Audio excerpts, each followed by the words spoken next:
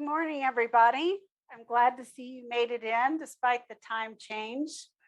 I don't know if you're like me, you're a little tired out. It always happens every year when we have to go through this, which I don't know why we have to go through this, but maybe one of these days they'll change it. At any rate, maybe this will be our last time to go through daylight savings time change. We're going to start with something relatively simple today. We're going to start with derivatives of trig functions, which is pretty straightforward and mostly a matter of memorization. There's not a lot of difficult things to do. It's just a matter of memorizing what the formulas are. And there are a couple of techniques to help you do that.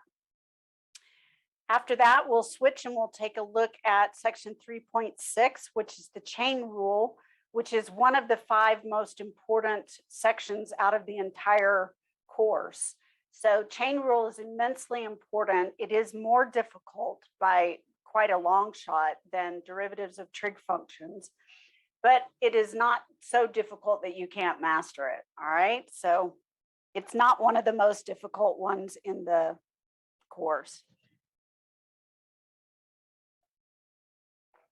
Okay, so let's go ahead and my voice is kind of tired today. Let's go ahead and start with derivatives of trig functions. We've talked about taking derivatives of polynomial functions. We've talked about the quotient rule to take derivatives of rational functions. We talked about the product rule, and we have the power rule. So we have all of these different rules for taking derivatives, but we haven't talked about derivatives of trig functions, the 6 basic trig functions.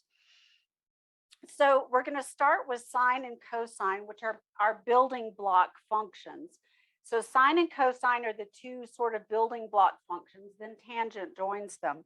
The primary 3, though, keep in mind, are the 3 without the co at the front. So the primary trig functions are actually sine, tangent, and secant.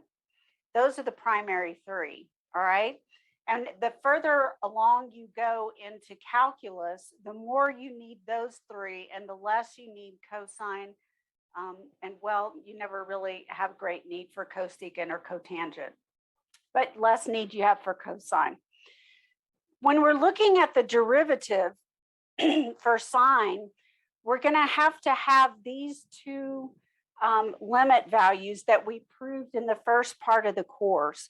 So we have the limit as h goes to 0 of sine of h over h, which of course is not defined at 0, so it doesn't exist there.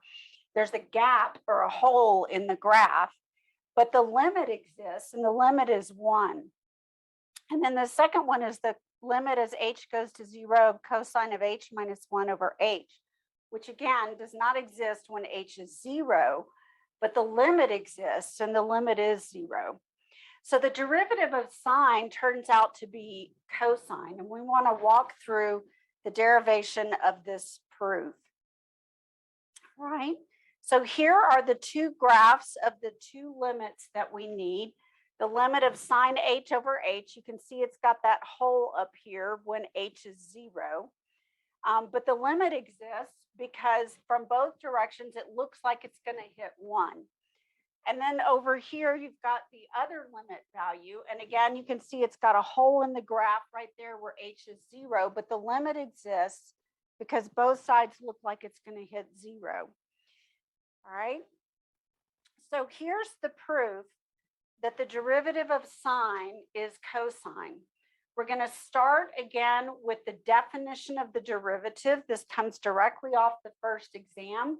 The definition of the derivative is the limit of the difference quotient.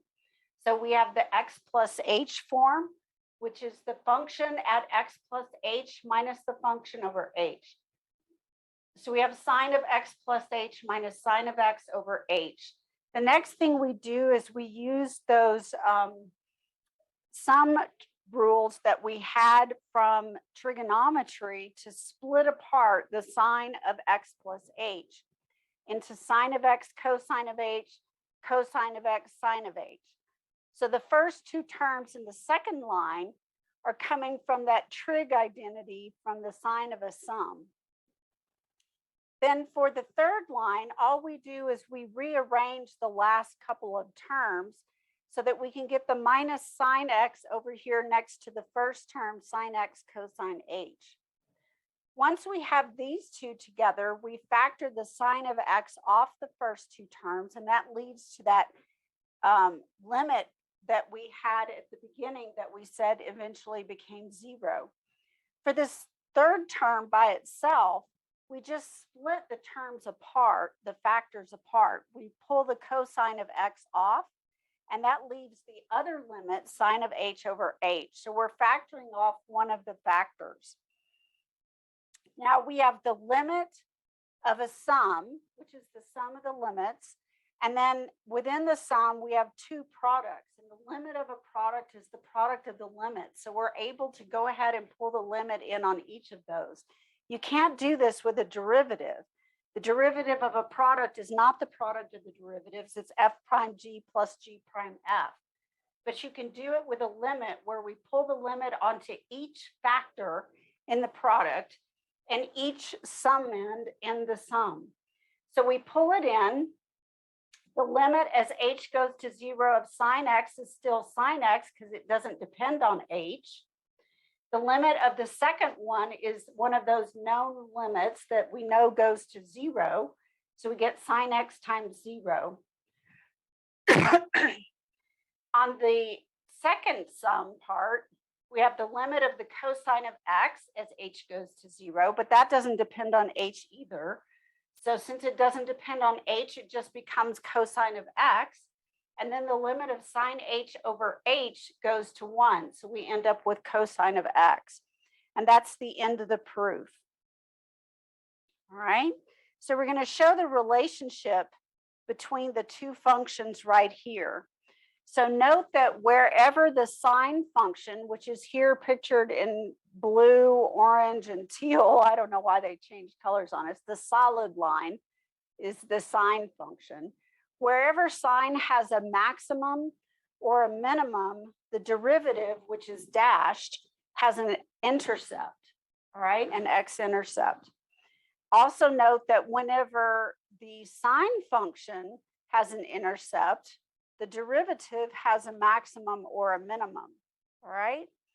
So when we're looking at the graphs of each of these, remember that sine and cosine are basically the same graph, just phase shifted from one another.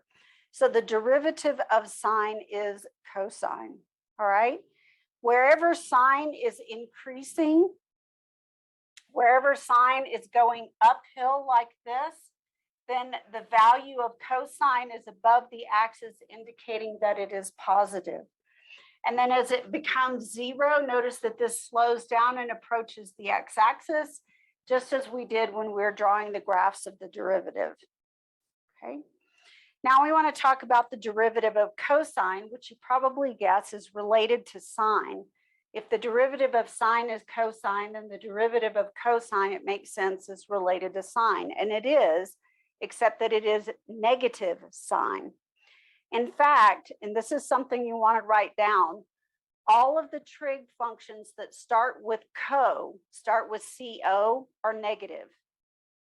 All three trig functions that start with co, cosine, cotangent, cosecant, are all negative. The primary three, sine, tangent, and secant, are all positive. So the derivative of cosine is negative sine, and its proof is similar. So now we just want to practice using this. So we're going to start with this one right here, which is sine of x times cosine of x. And you're going to need the product rule. So you can think of this as f and g, and you need f prime g plus g prime f. So f prime of x is going to be the derivative of sine times cosine plus the derivative of cosine times sine. The derivative of sine is cosine,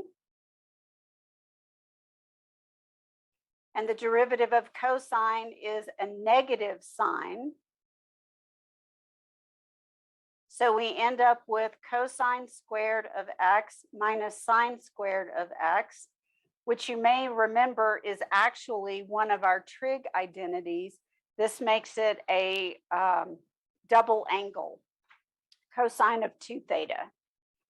All right, so this actually makes it a double angle, cosine of 2 theta, or in our case, cosine of 2x. You could either leave it like this, or you could leave it as cosine of 2x. One of those two would be a good way to leave it. Okay. All right. Let's take a look now at the next example. Example 2, which is going to be a quotient rule problem. So we have the function x divided by the function cosine of x. So this is like f over g.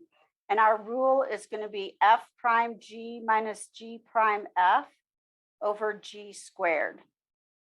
So when we do the derivative, we're going to have the derivative of the top, which is 1 times the denominator, which is cosine of x, minus the derivative of the denominator, which is negative sine of x, times the numerator x, all divided by the cosine squared of x. Remember, cosine squared of x is the same thing as the cosine of x quantity squared. All right, they're the same thing. Okay. All right.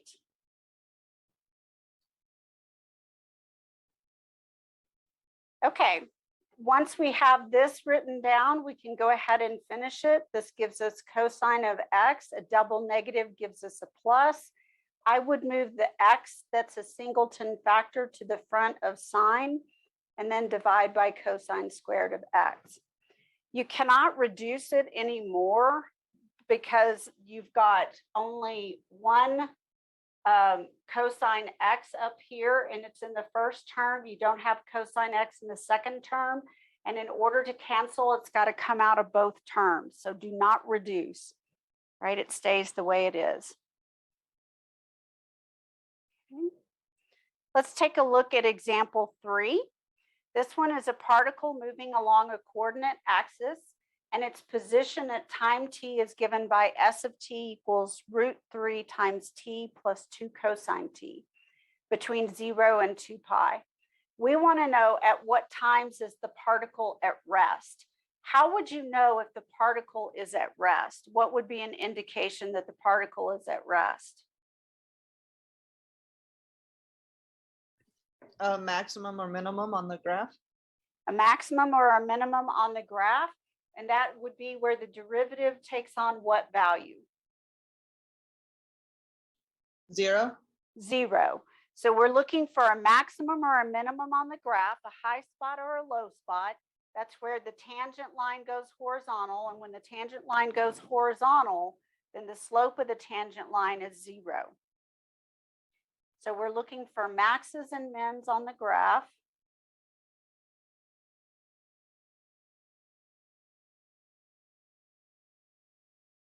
Which is where slope of the tangent line is 0. And slope of the tangent line is just another way of saying the derivative. All right, so we're going to take s prime of t. Now, the square root of 3 is just a constant, so we don't actually do anything to that. We just have the square root of 3 as the derivative of square root of 3t. Then we have minus 2 sine of t. All right, so we have to take this and we have to figure out where is it equal to 0. So we're going to take root 3 minus 2 sine of t and set it equal to 0, which gives us root 3 equal to 2 sine of t, which gives us that sine of t is equal to the square root of 3 over 2. Now you have to go back to your trigonometry and you have to think about the two triangles you have. And you're looking for the triangle that is taller and thinner, not longer and shorter. This one has a 1/2 for the y side. This one has a square root of 3 over 2 for the y side. Remember, sine is y, cosine is x. So in this case, we want the taller, thinner triangle. That's going to be a pi over 3 reference angle. So this angle right here is pi over 3. So when we think about it being pi over 3, we have to think about it being positive. So because it's positive, it could be in what 2 quadrants? Clearly 1. But what's the other quadrant where sine is positive? 2. Good, Roz. So we have quadrants 1 and 2. So t could be equal to pi over 3 or 2 pi over 3. Right? Those are the 2 values that we're looking for right there. Right? Okay. All right, let's take a look now at the next example, which is find the derivative of x minus x cubed sine of x. So I'll give you about a minute. Go ahead and take a minute to write this one out, and then we'll talk about the solution of it. Be careful on the second term. It is a product. You need the product rule. Okay, let's take a look at it. The first thing to note is that you've got subtraction in the middle. So when we find y prime, we can use the difference rule. So the derivative of x gives us 1. And then we need the derivative of the second term, which is x cubed times sine of x. So this is using the difference rule. And then the next thing we'll do is apply the product rule. So the 1 minus just follows along. And this is going to be our f, and this is going to be our g. So we're going to need f prime g plus g prime f. Again, if you'll write the formula every time you do it, you'll have the formula memorized in no time. So the derivative of x cubed using the power rule is 3x squared. So that's the power rule. Then multiplied by the second factor, which is sine x, plus the derivative of sine x, which is cosine of x, times the first function, which is x cubed. And notice that I've put the cosine of x in parentheses to make sure that it's clear that the x cubed is not part of the argument of the trig function, but that cosine x alone is one of the factors. And this is the product rule. All right. So if we clean it up a little bit, this gives me 1 minus 3x squared sine x. And I would probably move the x cubed to the front and write it as plus x cubed cosine of x. All right. And I would leave it in those terms right there. Okay. Wouldn't it be like negative x? I mean, negative. Sorry. I lost my negative, didn't I? Right here. All right. I forgot to distribute the negative that goes over both terms. And so it should be a negative. Yeah. Right. Okay. Let's take a look at example 5. This is a little bit more complicated. You do have a product. The first factor is the sum x plus cosine x. The second factor is 1 minus sine x, the difference. So we're going to apply the product rule again. This is going to be our f. This is going to be our g. So we're going to need f prime and then g plus g prime and then f. So this is the product rule.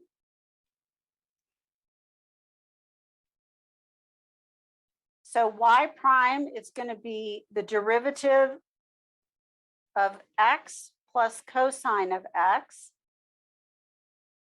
times 1 minus sine x plus the derivative of 1 minus sine x times x plus cosine x.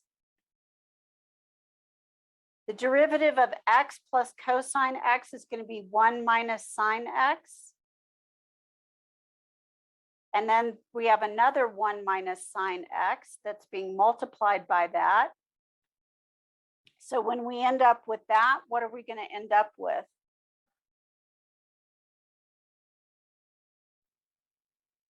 Now, hang on. Am I doing this one right? First, what's the second? Yep.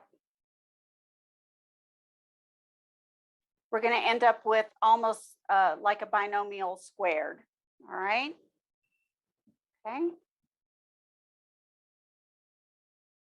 Right. And then the derivative of 1 minus sine x becomes derivative of 1 is 0. Derivative of negative sine x is negative cosine x. And then we still have this multiplied by x plus cosine of x. Right? So when we multiply out the different parts, we're going to end up with 1 squared, double the product of 1 and negative sine x, which gives us a negative 2 sine x, and then negative sine x times itself gives us a positive sine squared of x. So we have 1 minus 2 sine of x plus sine squared of x. And then over here, remember, we have to distribute over both terms of the addition. So we end up with minus x cosine of x minus cosine squared of x.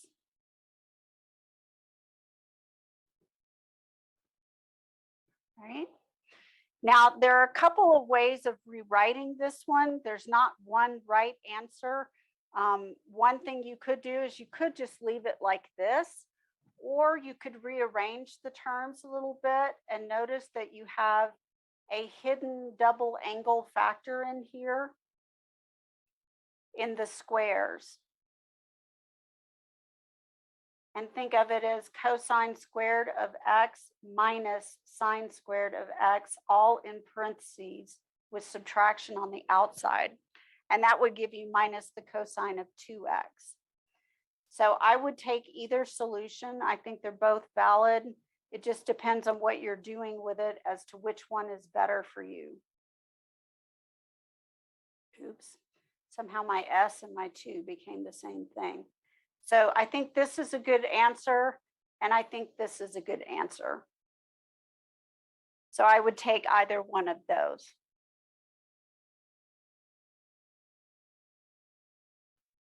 Okay.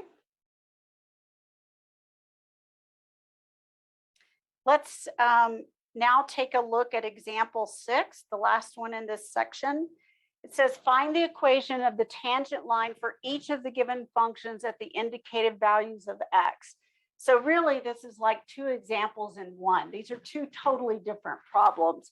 Probably I should split them into example 6 and example 7. Then we'll graph them and look at the tangent line to make sure we've got the tangent line equation correct. So we want to look at the graph of negative sine x, and we want to find the equation of the tangent line at x equals 0. In order to find the equation of the tangent line, remember you need 2 things. You need a point on the line, and you need the slope of the derivative at that point. So we need a point. So we're going to split our work into 2.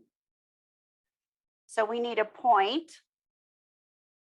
And f of 0 is going to be negative sine of 0, which is 0. So our point is 0, 0. And then we also need the derivative at 0. So the derivative of the function, negative sine, gives us negative cosine of x. And the derivative at 0 gives us negative cosine of 0, which is a negative 1. So now we can write the equation of the tangent line, which would be y minus 0 for the y1 up here, equal to the slope, which is the derivative right here. This is the slope of the tangent line, times x minus 0, where that is x1, all right? And this reduces to y equals negative x. Okay, so then we want to graph it and we want to take a look at it and see what it looks like. I think this is my.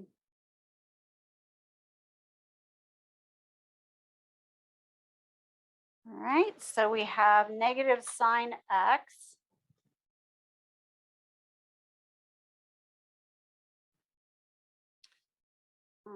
equal y, and y equal negative x. And I need to scroll way out because I'm in way, way, way too close. There it is.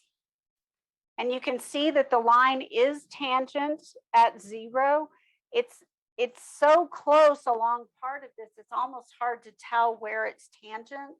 And if you're having a hard time, you can scroll in and you can see that it is clearly there at 0 where it is tangent. There becomes a little bit more space in between the curves here and here as you scroll further and further in.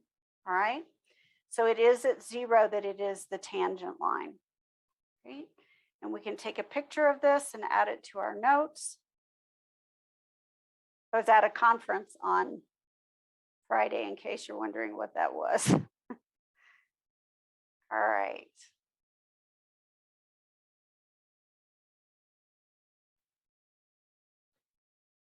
All right, so there's one picture for the left side. And now let's repeat the process for the right side.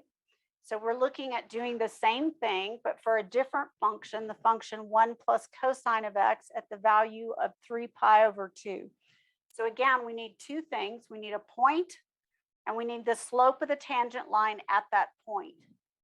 So take a minute and go ahead and write down what you think the solution is, and then we'll compare answers. Okay, let's take a look at it. So hopefully when you plugged in 3 pi over 2, you got the point 3 pi over 2 comma 1. So that's the point that's on both the function and the derivative. That's where they connect. That's the point where they touch. And then the derivative of that function, the derivative of 1 is 0, derivative of cosine is negative sine. When you plug in 3 pi over 2, remember that this gives you a double negative. One negative for the function itself, the other negative for the sine of 3 pi over 2, which gives you a positive 1. When you plug it into the point slope form of the line, you have y minus y1, which is 1, equal to the slope of the tangent line, which is 1, times x minus 3 pi over 2, which is x1. When you move the 1 to the other side, you get x minus 3 pi over 2 plus 1. Looking at the graph over here, extend this a little bit, you can see that I've got the graph of 1 plus cosine of x in red. All right, and then you can tell because it's going up to 2. Normally it starts at 1, but it's going up to 2. So we have 1 plus the cosine of x, and then it's coming down to the axis. And then we've got the point where they meet, which is 3 pi over 2, 1, which is right here. And then I've got the tangent line graphed in blue. And in fact, they are tangent at that point. So we can take a picture of this one and add it to our curve. All right. There we go. Okay. Let's talk now about derivatives of the other 4 trig functions. So we need to talk about tangent and secant, the other 2 primary trig functions, and then the other 2 co-functions, cosecant and cotangent. There's no trick to these that I know of to memorize them. You just simply have to memorize them. The derivative of tangent is secant squared. The derivative of secant is secant tangent. Now, if you memorize those 2, there is a trick to memorizing the derivative of their co-functions. So the derivative of tangent is secant squared. The derivative of its co-function, cotangent, oh, I've got a typo, is negative cosecant squared. I'm missing an equal sign. Did everybody see that? It's missing. Okay, so let me add that in real fast if it will let me. All right. There we go. All right, so I was missing the equal sign right there. Right? Okay. So again, the trick to memorizing the co-functions is that the co-functions are always negative, and it's negative co of whatever the original primary one is. So if it's tangent, which is secant squared, then the co-function cotangent is negative cosecant squared. The derivative of secant is secant tangent, so the derivative of its co-function is a negative cosecant cotangent. So you put cos at the front of each part. All right. Now there's really no easy way to memorize these. You just have to sit down with some flashcards and go through them quite often so that you can have it memorized. There's no fast way around it. All right.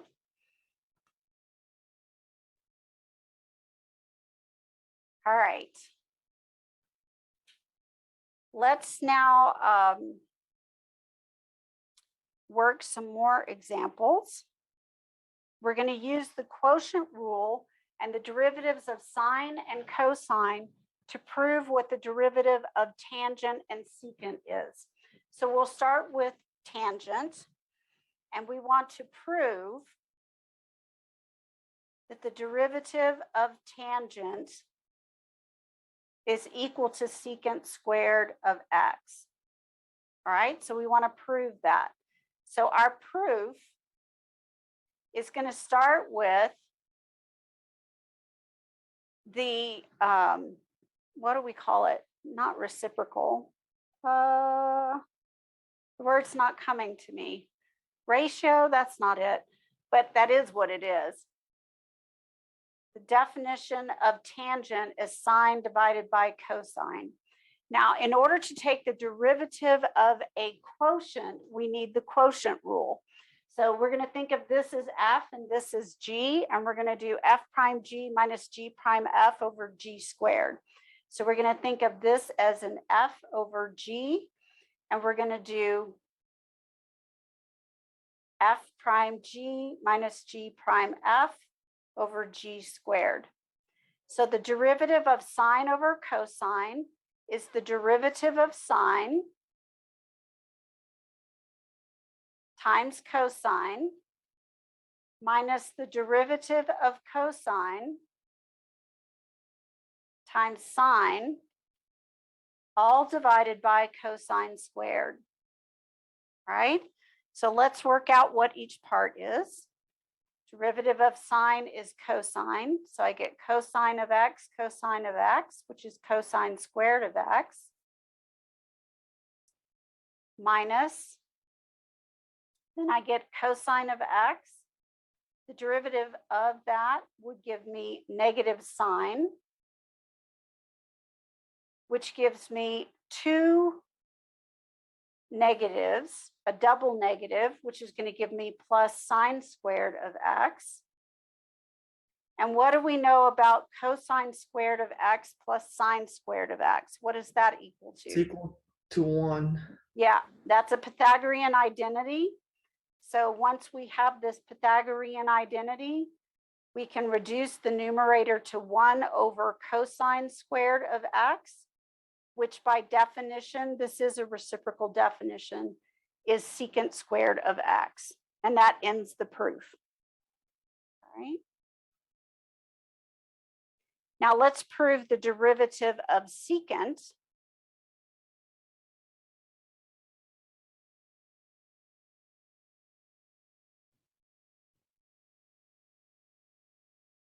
Where did it go?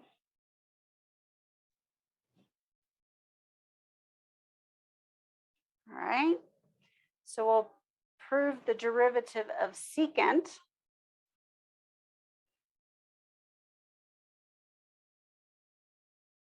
is equal to secant of x tangent of x. And we're going to do this using its reciprocal identity. So we have the derivative of secant of x, which is the derivative with respect to x of 1 over cosine of x. And we're again going to use the quotient rule because we have the ratio of two expressions in a fraction. And so we're going to do f prime g minus g prime f over g squared.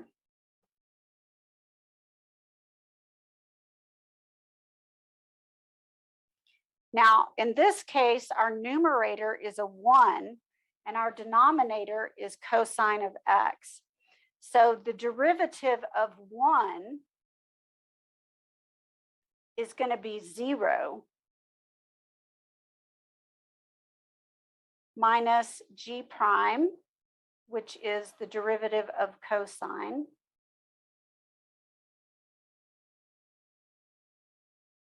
times the 1, all over cosine squared of x.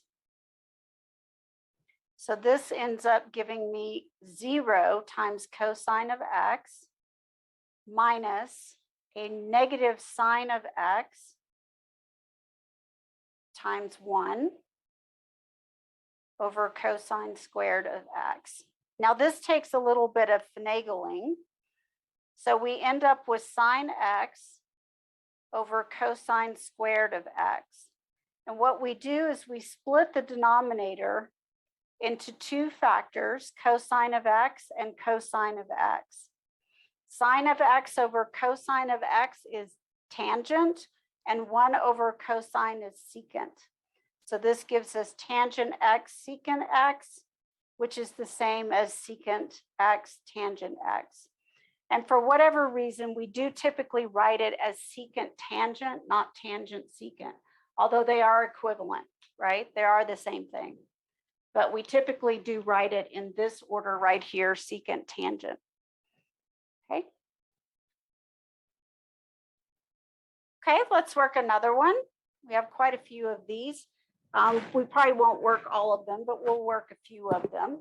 So now we have the derivative of cosecant of x plus x tangent of x.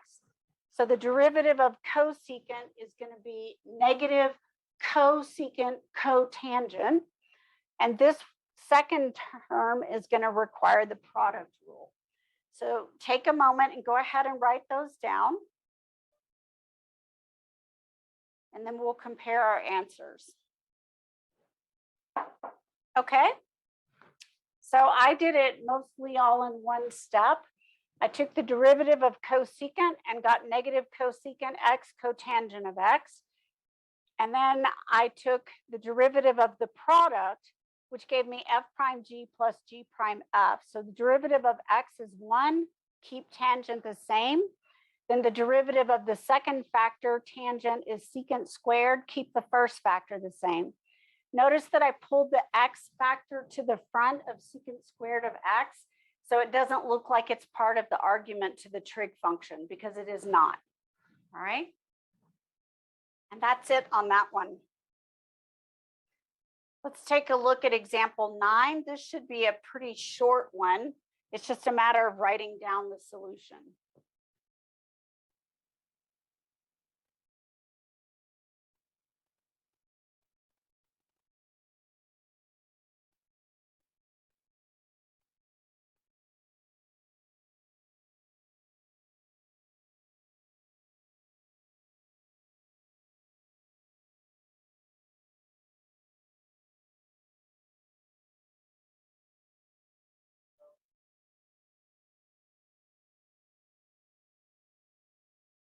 All right.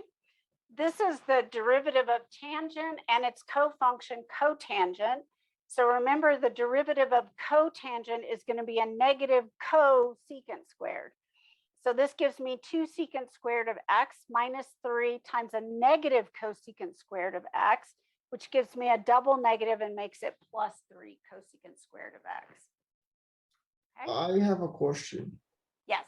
Why we didn't use a product rule between 2 tangent of x and like 3 cotangent of x? Why don't we use the product rule? Yeah. We're using instead the scalar multiple rule, which says you can pull the scalar multiple outside. Now you can do the product rule, but what's the derivative of a constant? 0, and you would end up just with the second term. So the scalar multiple rule says you can pull the scalar multiple off, then do the derivative, then multiply by the scalar multiple.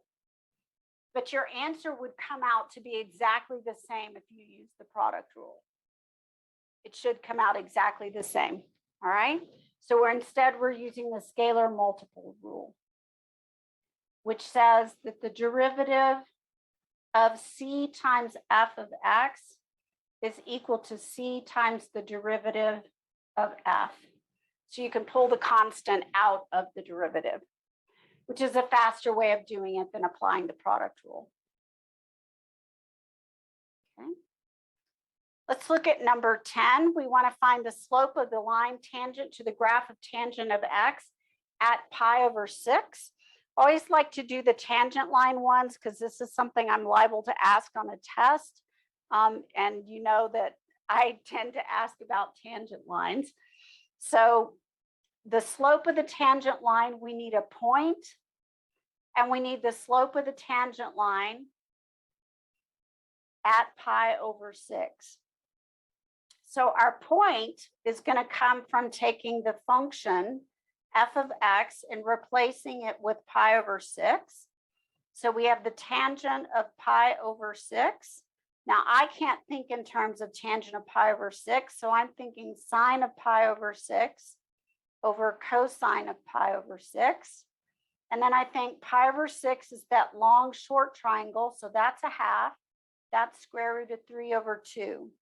So I've got 1 over 2 over square root of 3 over 2. So the 2's cancel, and I get 1 over the square root of 3.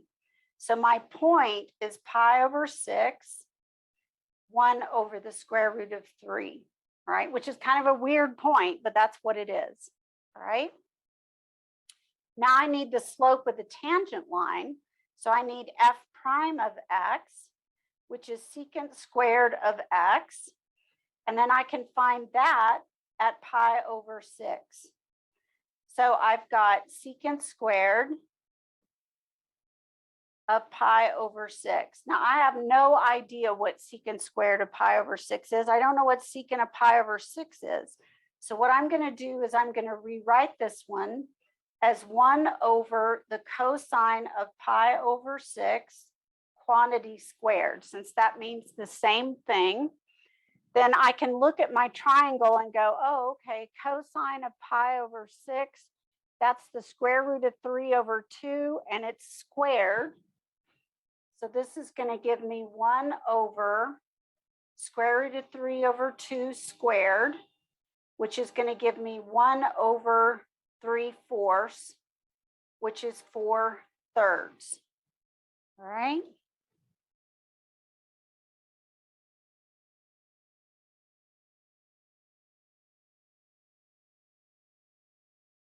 There we go.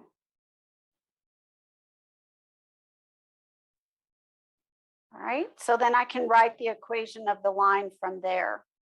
So the equation of the line is going to be y minus the y value, which is 1 over the square root of 3, equal to, so this is y1, slope of the tangent line, which is 4/3, x minus, and this is going to be x1, which is pi over 6. All right.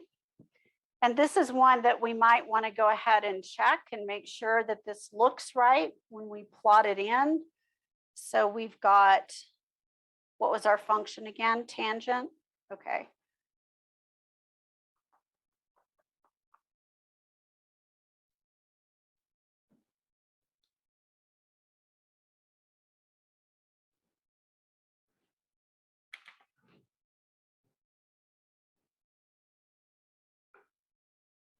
And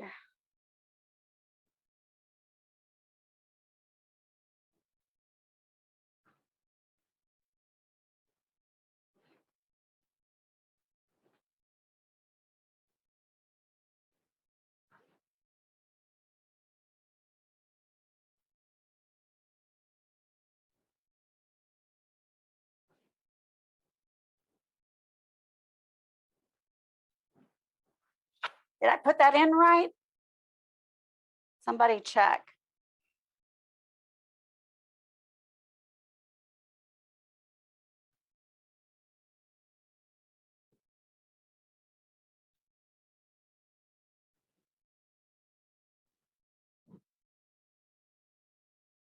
Label our point.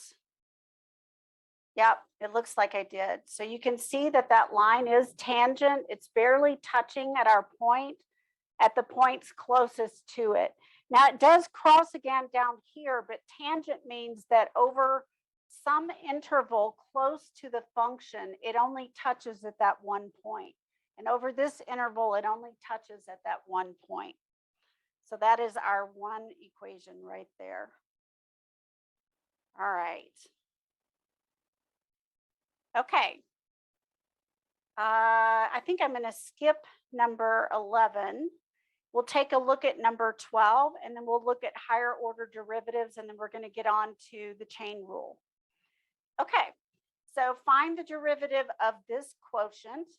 So we're going to think of the numerator as f and the denominator as g, and we're going to do f prime g minus g prime f over g squared.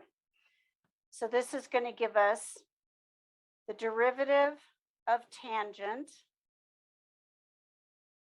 times 1 minus secant of x, the quantity, minus the derivative of 1 minus secant of x, the quantity, times tangent of x, all divided by 1 minus secant of x, the quantity, squared. All right. The derivative of tangent is going to be secant squared. So we get secant squared of x times 1 minus secant of x minus, now the derivative of 1 is 0.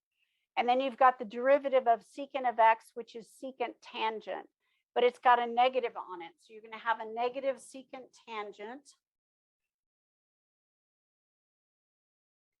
And then this is going to be multiplied by tangent of x. All right. And it's all going to be divided by 1 minus secant of x, quantity squared. Now, one thing you might consider doing, since you do have a common factor in the numerator, you have a common factor of secant, is you could factor out the secant.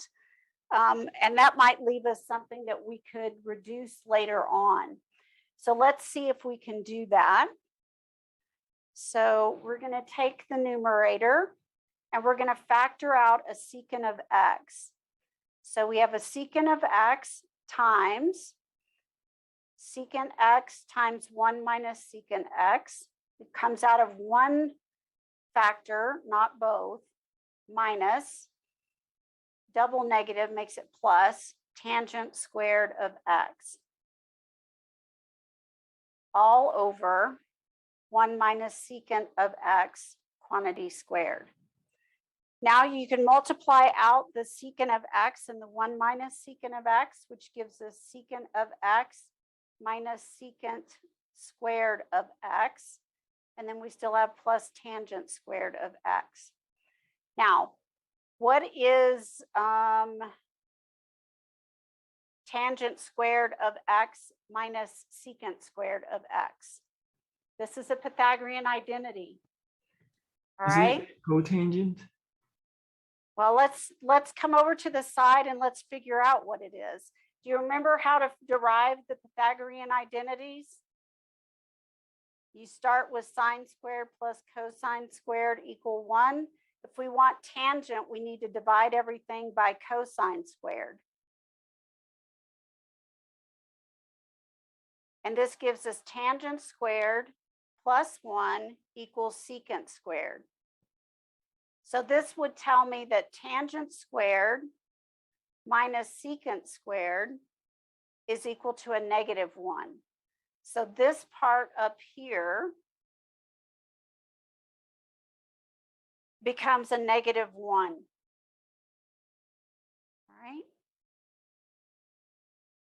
So I can replace that with a negative 1. So I have secant x times secant of x minus 1 over 1 minus secant of x, quantity squared. Now what can I do? Who recognizes the next step to be done? This is an algebra practice, right? A lot of algebra steps here and reduction. What's the next obvious step? Or I say obvious, it's not really obvious.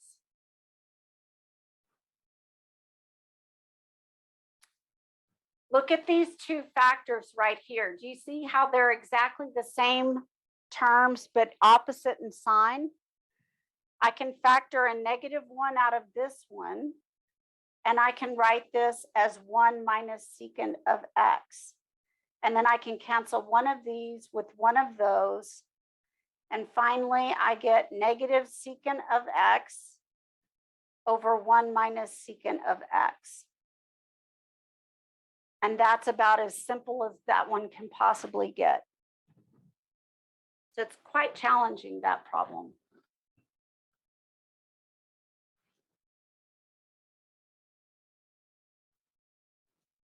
We had Pythagorean identities, we had distribution, and then we had a common factor, and then we had opposite factors. Okay. Let's talk about higher order derivatives. Throughout calculus, we work with higher order derivatives, particularly in calculus 2. We deal with higher order derivatives of sine and cosine when we're working with Taylor series and Maclaurin series. So higher order derivatives of sine and cosine. And these higher order derivatives of sine and cosine have a pattern that repeats every 4. In other words, the fourth one turns out to be the same as the first one. So every 4, it cycles again. So let's talk about what these are, what the derivatives are. Here are the derivatives of sine. So if you take the derivative of sine, you get cosine. And then the derivative of cosine is negative sine. And then the derivative of negative sine is negative cosine. But the derivative of negative cosine is back to sine. So you'll see that again, the fourth derivative gets you back to the original expression, and then it repeats again. So basically, if you're doing derivatives, you can take the derivative, divide the derivative by 4, and whatever the remainder is, that's what the derivative is equal to, that particular derivative of sine. And we have a similar pattern with cosine. Cosine does a similar thing, but it starts at a different point in the pattern, all right? And so we can see if we do the fourth derivative, fifth derivative, sixth derivative, seventh derivative, all of these ones turn out to be the same thing, all right? So it's a pattern that repeats every 4. And we need this pattern when we're doing Taylor and Maclaurin series. So again, if you're doing a higher order derivative, for example, the 33rd, you take the 33, divide by 4, you get 8. Forget the 8, you want the remainder of 1. So the 33rd derivative is the same as the first derivative. All right, and the first derivative of sine is cosine. So the 33rd derivative is also going to be cosine. All right, so let's say the 67th derivative is the next one I gave an example for. So if you take 67 and divide by 4, you don't really care what the answer is. You want the remainder. The remainder is going to be 3. It's 16 remainder 3. So the remainder 3 tells you it's going to be the same thing as the third derivative. All right, so your third derivative up here is negative cosine of x. So you end up with the same thing. All right. So let's do this one, which is the 59th. So we simply come over to the side and we say, well, what's 59 divided by 4? Well, it's not quite 15. So it's got to be 14, which gives me 6, carry my 1, 56. So I have a remainder of 3. So it's going to be the same, the 59th derivative with respect to x all 59 times of sine of x is the same as the third derivative of sine. So the first derivative is cosine, the next derivative is negative sine, and the third derivative is negative cosine. Right? And then, of course, there's the same pattern that we have with cosine. So we'll find the repeating pattern for cosine. So we have cosine of x. The first derivative of cosine gives us negative sine. We know it's going to repeat every 4, just like sine does, because it's sine shifted. And then we take the derivative of that, second derivative of cosine, which is the derivative of negative sine, which is negative cosine of x. Third derivative of cosine would be the derivative of negative cosine, which would give us a negative of negative sine, which would be a positive sine of x. And then the fourth derivative of cosine of x brings this back around to the beginning to the cosine of x. So it is a pattern. It repeats every 4, just like the one for sine does, but it just starts at a different point. But we can do the rule the same way. So we take 579 and we divide by 4, which I don't know what that comes out to be. 4 goes into 5 one time with 1 left over. 4 goes into 17 4 times with 1 left over. 4 goes into 19 4 times with 3 left over. So it's the same as the third derivative of cosine, which is sine. All right.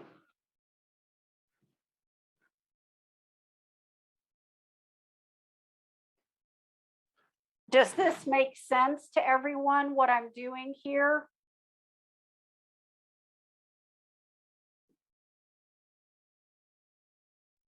Okay. We're only talking about sine and cosine and how they have a repeating pattern. Yes, yes. And only sine and cosine have a repeating pattern. The other 4 do not. All right. So when you get into your Calculus 2 course and you're doing your Taylor and Maclaurin series, you'll be doing derivatives of sine and cosine repeatedly. And remember that every 4 it turns over and repeats. Okay. So we have one last example. A block attached to a spring is moving vertically.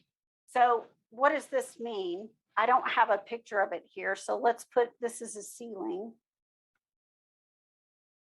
And I have a spring and it's attached to a block of wood. All right. So a block of wood on the end of a spring, like a slinky. All right. Except tighter than a slinky. All right. So coiled up. It's kind of bouncing up and down. It's attached here to the ceiling and it bounces up and down. So its position as it moves up and down like this is given by 2 sine of t. We want to find the velocity and the acceleration at time 5 pi over 6. And we want to compare those values and decide whether it's speeding up or slowing down. Remember that if you multiply the signs of velocity and acceleration together, if they're both positive, it's speeding up. If they're both negative, it's speeding up. But if one's positive and one's negative, it's slowing down. Okay? So that's what we're going to do here. So we're looking at velocity and acceleration at 5 pi over 6. Oh, I do have a picture of a block and spring. Yay. Okay, good. I thought I put one in the notes somewhere. So there's a block and spring. So our function S of t is 2 sine of t. So we need v of t and we need a of t. V of t is the derivative, so we're using the scalar multiple property to pull the 2 off, and that gives us 2 cosine of t. And then a of t, which is the acceleration at time t, would be negative 2 sine of t. And we want to know what it is at 5 pi over 6. So we're going to take v at 5 pi over 6, which is 2 cosine of 5 pi over 6. And think about where 5 pi over 6 is on the unit circle. 5 pi over 6 is over here. It is a long, short triangle. So it has a 1/2 for the y side and a negative square root of 3 over 2 for the x side. This is your trigonometry coming back at you. All right. When I plug those values in, the cosine of 5 pi over 6 gives me a negative root 3 over 2 times the 2 that was in the derivative, which gives me a negative square root of 3. The velocity is negative, which means it's moving in the downward direction. All right, so wherever the spring is, it's moving in the downward direction. Okay, now we want to find the acceleration at that time. So a of 5 pi over 6, which would be negative 2 sine of 5 pi over 6. The sine is going to be 1/2. So we have negative 2 times a positive 1/2, which gives us a negative 1. So the acceleration is also negative, which means the acceleration is decreasing, which means that both velocity and acceleration have the same sign. They're both negative. And because they're both negative, that means that it must be speeding up. Right?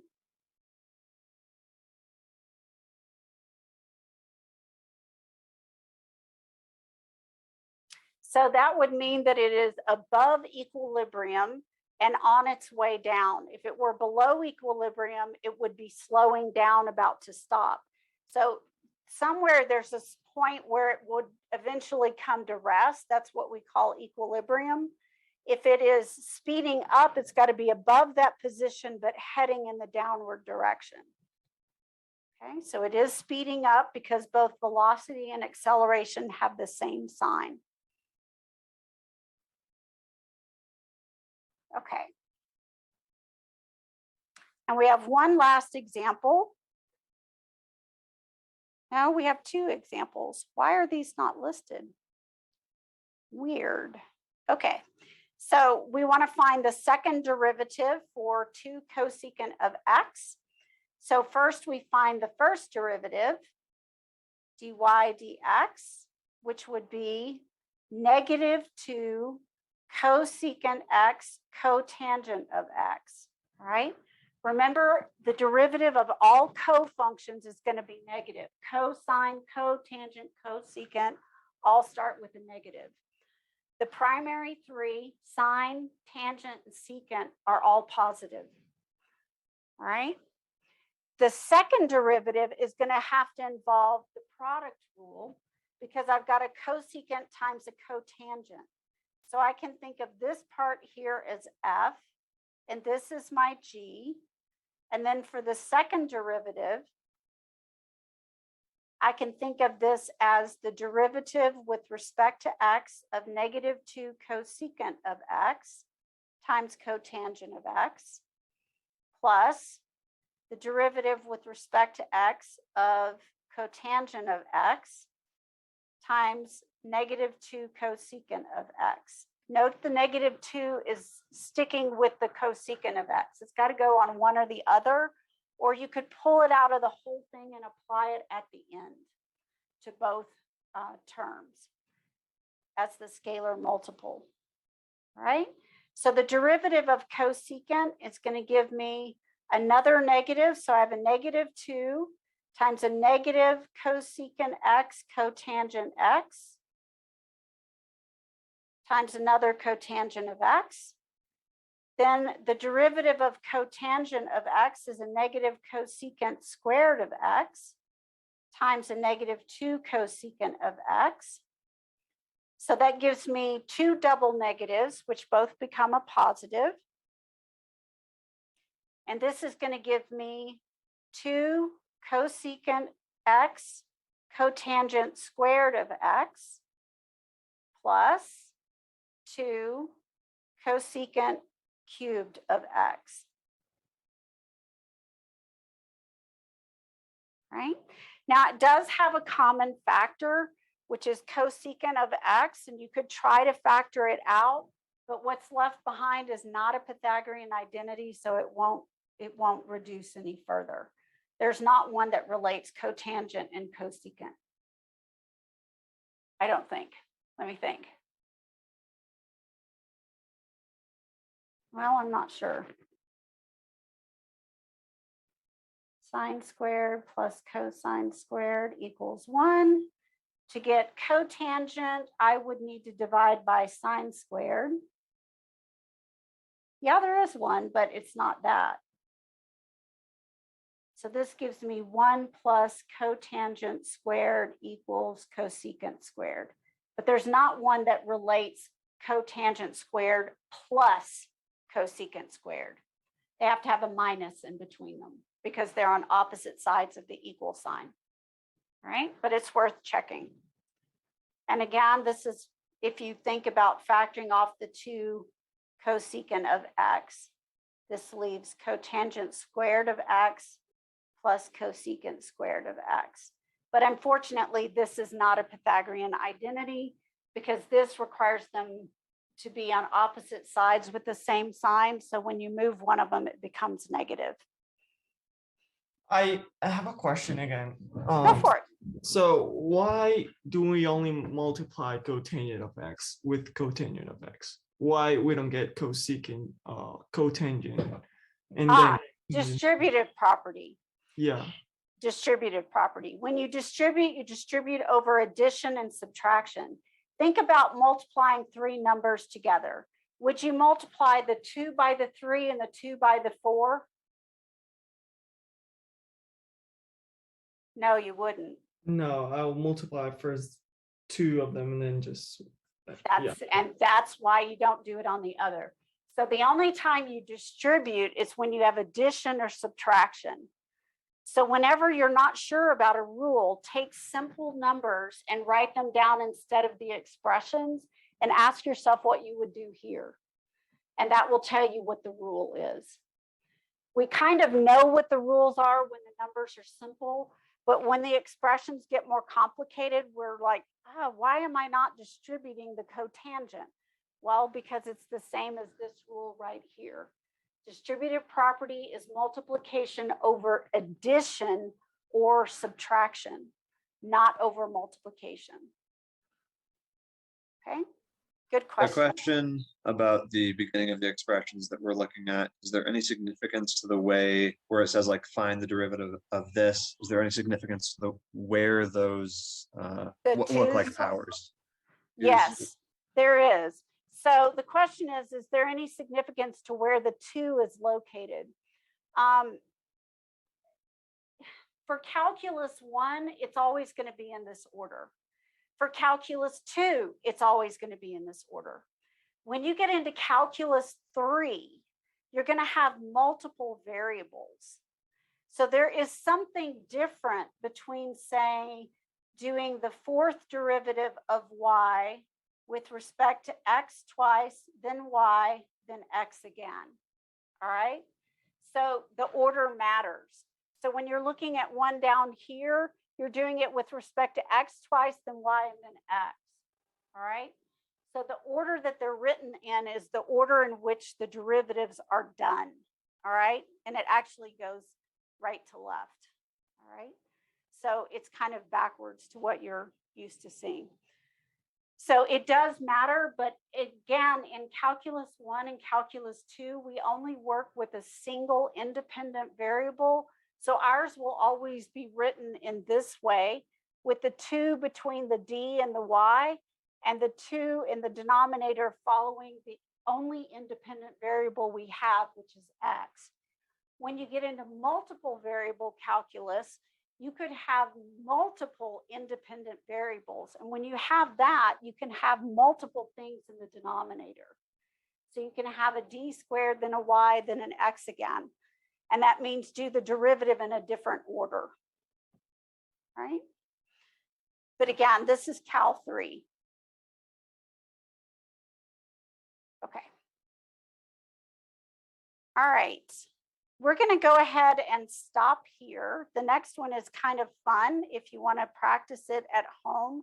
It is a bit of a challenge. It does take a little bit of time to get it done because you're looking at the second derivative of y and you've got a product rule, which means that when you do it, you're going to have to end up doing the product rule at least 3 times on this one. So you may want to try this one at home.